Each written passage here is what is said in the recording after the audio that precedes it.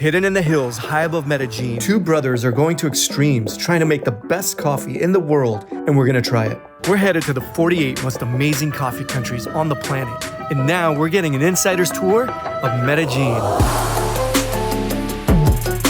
I hit the ground running in Medellin, where I meet up with my friends Andres and Jennifer. Their passion for coffee led to them falling in love in Medellin and starting a coffee company together. I love their story. It reminds me how coffee brings people together in the most surprising ways. But first, Andres wanted to introduce me to one of Colombia's most iconic celebrities. So, Juan Valdez, and the milk's name is Conchita. So Juan Valdez is a representation of arriero, and this is a representation about how the country was built in one way or other way. It means a lot for us. Next, Andres and Jennifer took me to one of their favorite spots, and it really blew my mind. Plaza Minorista has thousands of stalls bursting with exotic flavors from all over Colombia. And what I tried next was something I've never even heard of before. We're gonna try something called borojo. It's a mixer. You're gonna have an explosion of flavors. Oh wow, it's like carrot, potato, citrusy. It's really, really good. Yeah, what is this guy selling? He has a very strong voice. Es muy bueno. La voz.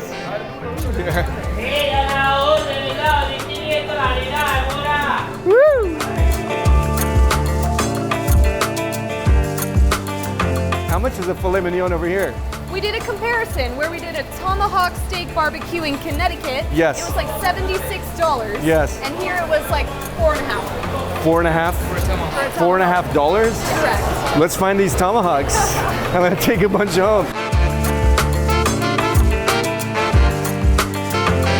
So that would be less than $50. $50 for all of that. Less than that. We can throw a big tomahawk party. All right, tell them to hold it for us. Let's go get some cervezas so we can come back and get these tomahawks. Plaza Minorista was absolutely amazing, but I never expected what was going to happen later that night. The hospitality of Colombians is legendary. So of course, Andres and Jennifer surprised me with a house party at their apartment.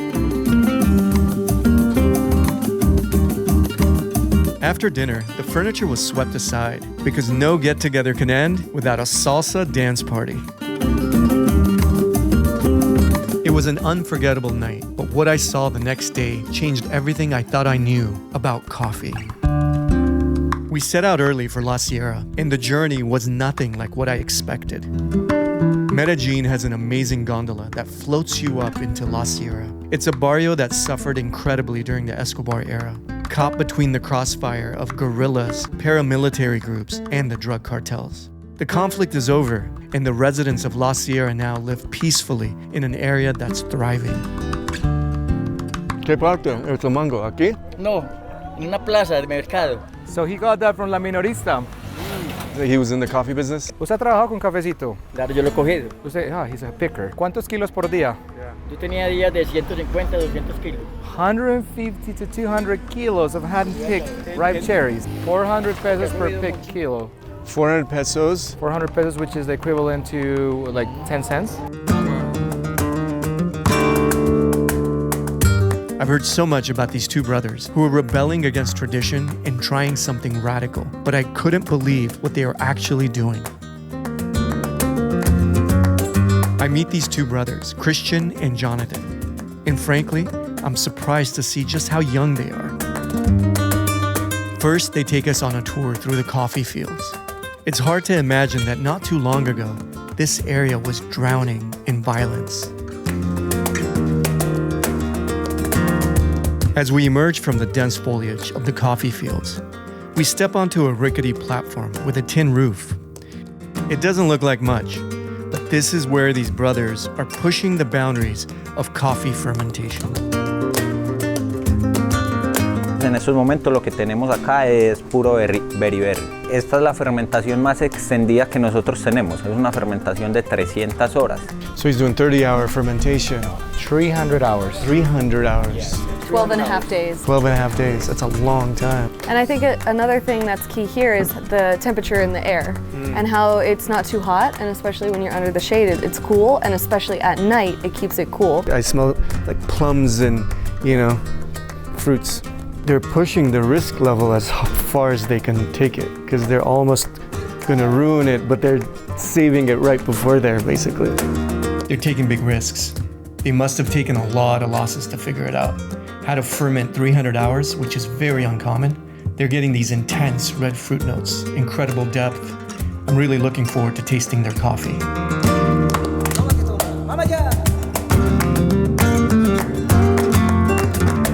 So all the pulp's coming out of here? Yeah, so the beans will come out of here and the pulp is gonna come in the other side. Well, let me tell you that when the Cherry Center was up there, Amalia, the Sid's wife, she was the one doing this. Really? How many kilos does he get an hour? He said he feels like he could depot 200 kilos in an hour. So this is all hand processing, basically. That's some serious handwork. So this is like really small provider doing their own processing, their own finished product, their own pulping, and then working with small exporter to really bring together like great coffee. As I walk through the drying beds, which surely they made with their own hands, I'm amazed at how hard it must have been to build all of this on their own. When I hear their story, it really inspires me.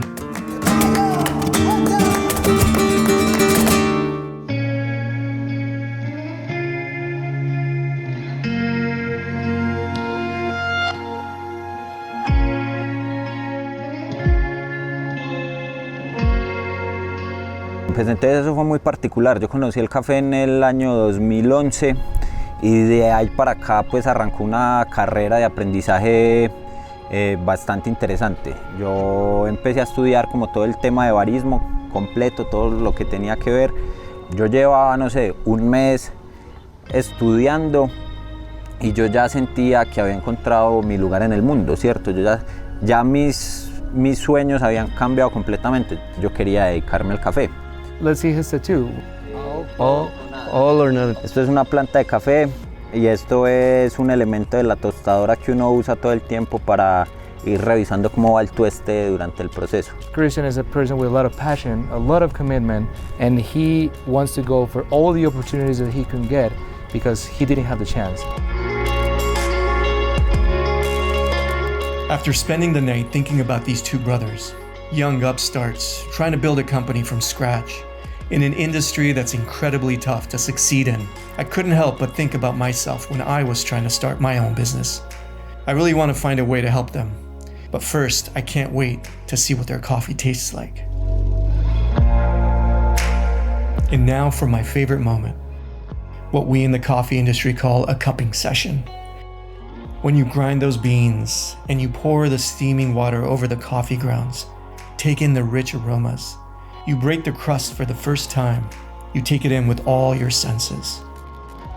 For all the hard work they put into it, from planting the seeds to growing the plants to all the innovation, all the dreams, all the setbacks, all the failures, all the successes. It all comes down to this one simple experience, that first sip. And simply put, I'm blown away by what these two brothers have created. That was a nice cupping session there, seeing what he was doing at the farm, at Jacid's finca over there, and little processing. And my concern was that really extreme fermentation process that you can't get like a good amount of your customer base to appreciate it, but I found it to be a fantastic cup of coffee. It had fantastic deep red fruity notes, but it had a great body structure to it. I really believe in their project that they're doing, and seeing La Sierra in the region of Medellin that was always, a difficult place. We'd like to help them, and it's probably a two-step process. I think it touched me to see the hand milling that they're still doing at Jacid's, and I know they have a hard time with capitalizing and purchasing these cherries from the surrounding farms. We'd like to invest into an automated pulper for Jacid and commit to between $30,000 to $50,000 of prepayment to buy up coffees over the course of a period of time, and we can help them fund that up front, because I know that's one of the things he mentioned was the hardest part of him. No, hermano. Muchísimas gracias, de verdad que es genial, es maravilloso. Esto va a llenar de alegría a mucha gente, todos los caficultores, y a darle con fuerza, muy duro, para adelante. ¿Te gusta? Sí, maravilloso. Yeah, Kirk. It's just fascinating to travel all over the world, to meet these amazing people like Andres, Jennifer, Christian, and Jonathan, to see their personal journeys, their hopes, dreams, and incredible hard work that play a part in creating this simple thing called a cup of coffee. Subscribe and continue this journey with us to our next exciting destination. To learn more about Christian and Jonathan and other inspiring innovators we meet and to experience our exclusive coffees, go to angelinos.com/travel.